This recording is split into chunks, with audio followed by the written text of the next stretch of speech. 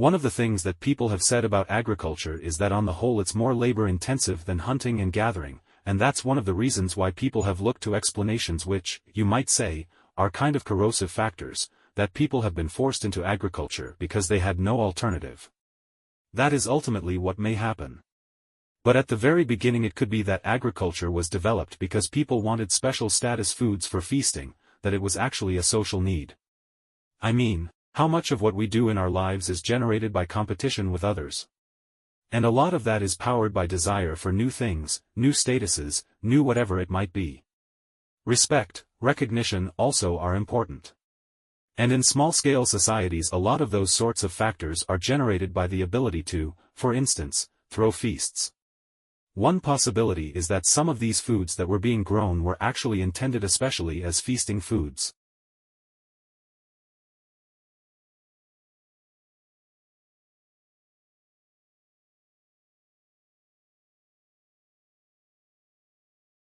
Interesting sound. I would have guessed a Wild West performer was practicing with a bullwhip while also vacuuming. But no. That sound is apparently produced by the aurora borealis, the northern lights. Since 2000 researchers at Finland's Aalto University have been collecting audio, as part of what's called the Auroral Acoustics Project. Folk tales have long held that the lights also produce odd sounds, but the claims were hard to prove. And some researchers thought that any noises produced by the energetic particles that cause the light show would be far too high in the sky to be heard on the ground. But the latest results indicate that at least some sounds are produced very close to the ground. A setup of 3 ground-based microphones allowed researchers to estimate that the sounds occur perhaps just 70 meters up.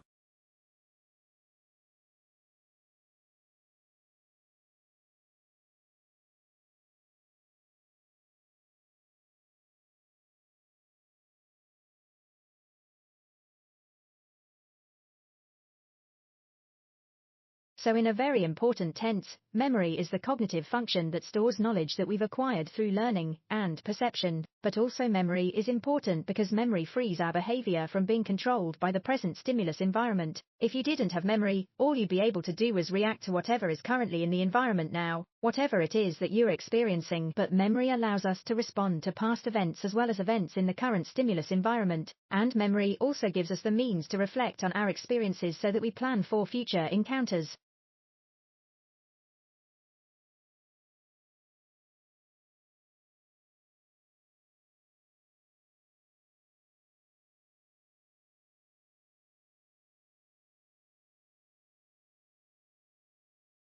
My hero is Marie Curie. She was a Polish physicist and chemist working in France, and she did conduct pioneering research on radioactivity. She was also the first woman who won a Nobel Prize. Marie Curie is my hero because she showed a lot of determination in following her career path and her passions. She also showed a lot of patience in working for years to receive results from her experiments. And Marie Curie, she designed and built the first mobile X-ray machines. She worked on the front lines of the First World War along with her daughter saving soldiers.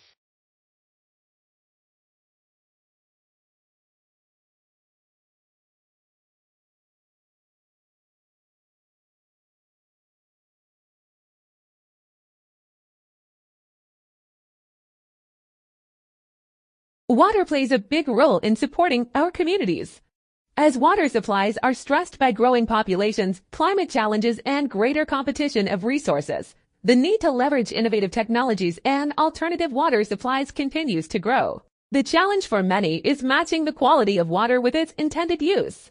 Many water systems use treated wastewater for irrigation or industrial uses where water does not need to be of drinking water quality. Some water systems treat wastewater to drinking water standards and store it underground before using it as a source of drinking water.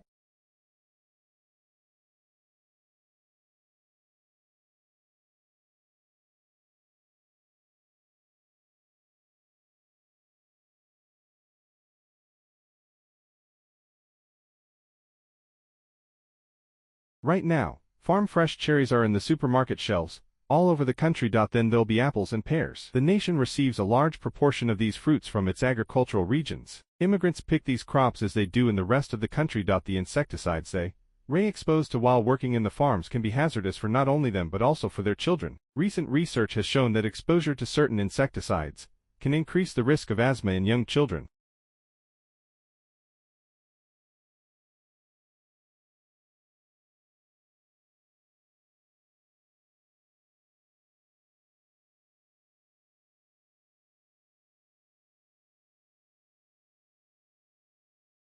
We think of money as one of the biggest inventions of mankind. With the widespread use of money, finance was born. Nowadays all the economies are financial. Their financial systems have grown in their size and complexity. We see a wide array of financial institutions trading in complex financial assets on interdependent financial markets, with a single aim of bringing together savers and investors in their desire of making the best use of their wealth. Development of financial systems has thus become a close companion of general economic development. At the top of these financial systems are modern central banks, with a difficult task of using money as a steering wheel between the dangers of inflation and recessions. Good understanding of the mechanics of financial systems is of essence. The growing complexity of financial markets in a globalized world is making such a knowledge a necessity for good analytical skills.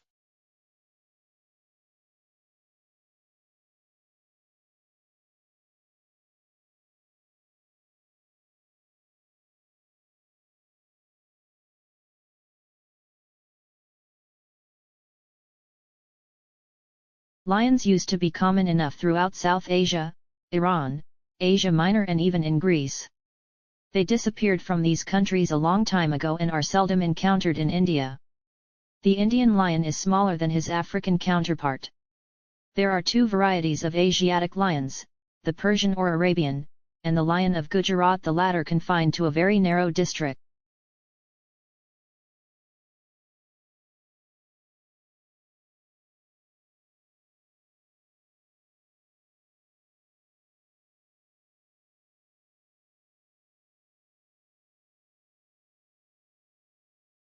The black bear is the largest wild animal in these parts. It can weigh 225 kilograms or more, but is capable of incredibly fast sprints on rough terrain. It is a wild animal, and protected as such it sometimes loses its normal fear of people. This makes the bear appear tame, but it is then actually more dangerous than its truly wild counterparts. If you come upon a bear while you are in your car, keep the windows shut. Do not attempt to feed, tease, molest, or get close to a bear. Do not try to take a close-up portrait photograph of a bear, either use a telephoto lens or be satisfied with a distant shot.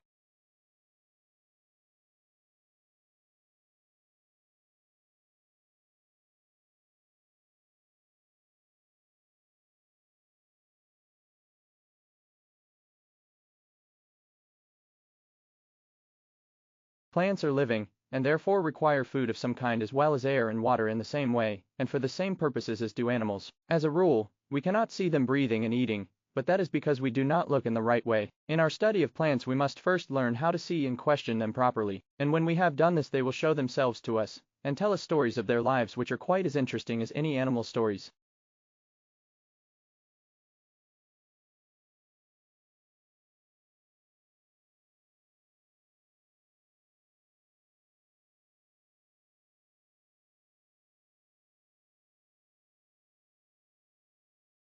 Children's natural desires lie primarily in the realm of sensation. New things to look at or new sounds to hear, especially when they involve the spectacle of action of a violent sort, will always divert the attention from abstract conceptions of objects verbally taken in. The grimace that one student makes, the spitballs that another is ready to throw, the dog fighting in the street, or the ringing of distant fire engine, these are the rivals with which the powers of the teacher to be interesting have to cope incessantly. The child will always be more concerned in what a teacher is doing than what the same teacher is saying. The children are relaxed and attentive during experiments or when the teacher is drawing on the blackboard.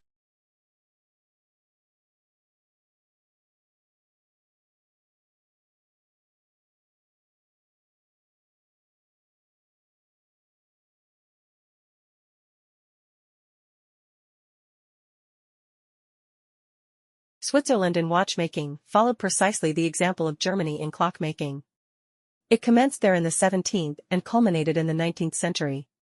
Many thousands of its population were engaged in the business, and it flourished under the fostering care of the government, by the establishment of astronomical observations for testing the adjustment of the best watches, the giving of prizes, and the establishment and encouragement of schools of horology conducted on thorough scientific methods. A quarter of a century ago it was estimated that in Switzerland 40,000 persons out of a population of 150,000 were engaged in watchmaking, and that the annual production sometimes reached 1,600,000 completed movements. The whole world was their market. The United States alone was importing 134,000 watches annually from that country.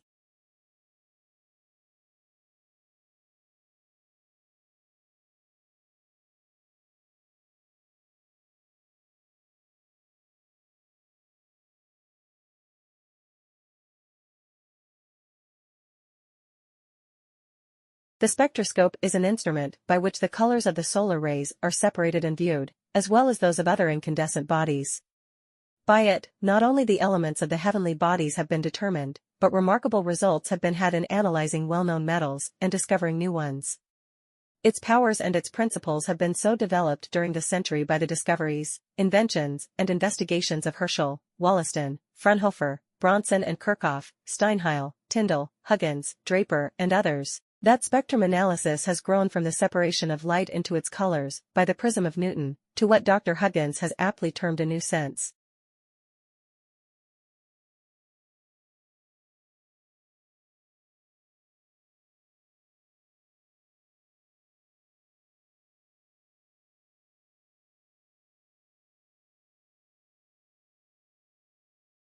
A female dragonfly drops her eggs in the water, or lays them on water weeds, perhaps cutting an incision where they can be the more safely lodged, or even goes down below the surface and deposits them in the mud at the bottom of a pond. From the eggs are hatched the aquatic larvae which differ in many respects from the imago. The dragonfly larva has the same predatory mode of life as its parent, but it is sluggish in habit, lurking for its prey at the bottom of the pond, among the mud or vegetation, which it resembles in color. The larva lurks in its hiding place, or suddenly darts out so as to secure any unwary small insect that may pass close enough for capture. Dragonfly larvae walk, and also swim by movements of the abdomen or by expelling a jet of water from the hindgut.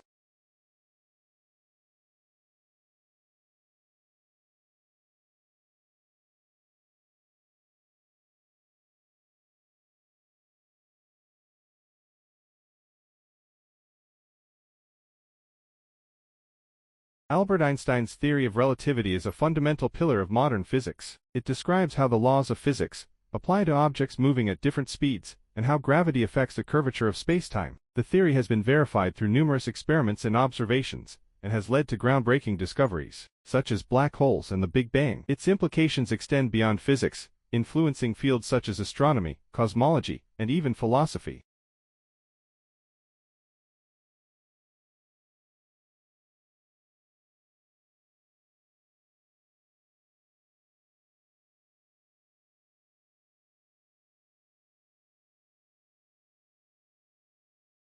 Biotechnology is a rapidly growing field that combines biology and technology to create new products and services. From genetically modified crops to personalized medicine, biotech innovations are changing the way we live and work. Advances in gene editing, tissue engineering, and bioinformatics are expanding our understanding of life itself, and are opening up new possibilities for improving human health and well-being. As biotechnology continues to evolve, its impact on society is likely to become even more profound.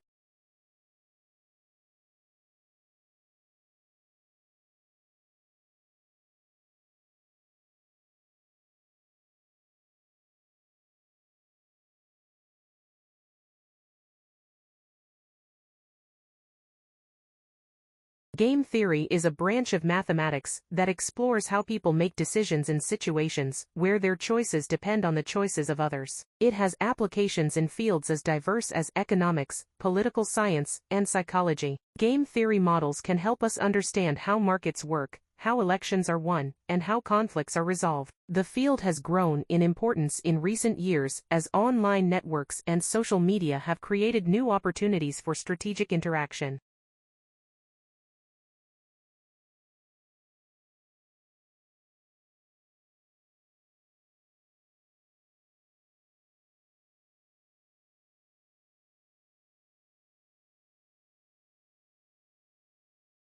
Human anatomy is the study of the structure and function of the human body. It encompasses everything from the smallest cells to the largest organs and systems. Understanding the intricacies of human anatomy is essential for medical professionals, as well as for researchers working to develop new treatments and therapies. Advances in imaging technology, such as MRI and CT scans, have made it possible to explore the human body in unprecedented detail, leading to new insights and discoveries.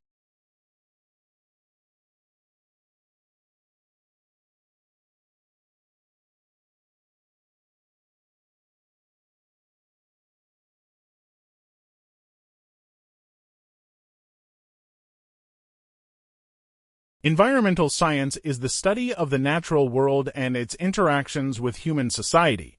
It covers a wide range of topics, from climate change and pollution to biodiversity and conservation, as human activity continues to put pressure on the environment. Environmental science is becoming increasingly important for understanding the impact of our actions and for developing strategies to mitigate negative effects. It also plays a crucial role in shaping policy and public opinion on environmental issues.